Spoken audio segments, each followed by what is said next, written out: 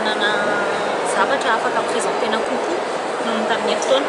Dia indrindra fa le produit hoe géomédicalisation zany a tena lancena amin'ity zay vao tena opérationnel tsara izy zany le resaka géomédicalisation. Ny géomédicalisation dia système anankiray izay tsika teto Madagasikara tatao amin'ny assistance zany namorona anazy a. Dia mikasika ny hoe localisation ana marary si récupération le plus rapidement possible. Localisation par via boîtier de géolocalisation ohatry ny mazatra ihany fa indrindra hoe personnalisé zany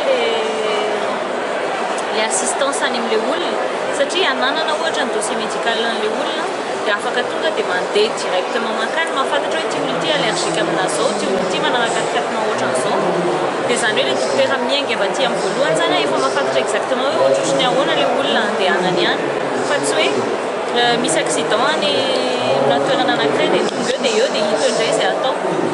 Zay zany ny avantage de géomédicalisation. Zay avantage ngeza be mihitsy satria resaka fotoana no hoe zany amin'ny resaka urgence.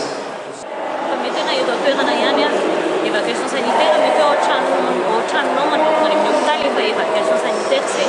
Mety hoe avy any Tuléar mankeo Antananarivo efa évacuation sanitaire zay. Mety hoe any Tuléar mankany Réunion évacuation sanitaire ihany koa zay.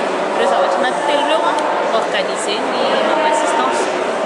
Fa tsorona fa somary lafolafo manao évacuation sanitaire rehefa titre ponctuel ohatran'izay izy indrindra fa raha mila mankany ivelany. Dia noho izay antony izay a dia nanao amin'ny assistance ny assurance évacuation sanitaire. Le assurance évacuation sanitaire ohatry ny assurance rehetra misy cotisation zany annuelle dia rehefa micotiser anao annuellement sanatria misy zavatra mahazo anao dia tsy dia tonga dia mamy assistance ny miantoka ny rehetrarehetra. En plus ny miantoka zany mamy assistance dia izy mihitsy no opérationnel sur terrain.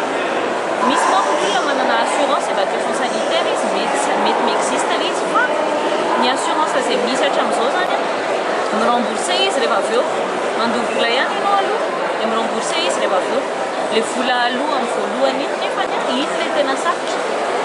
Dia mamy assistance indray tsy mampandroninina anao mihitsy fa tonga dia mamy assistance manana dokotera, manana ambulance, manana avion, manana hélicoptère, manana an'izay rehetra ilaina. Tonga dia mamy assistance mihitsy mandray atanana an'ilay marary directement.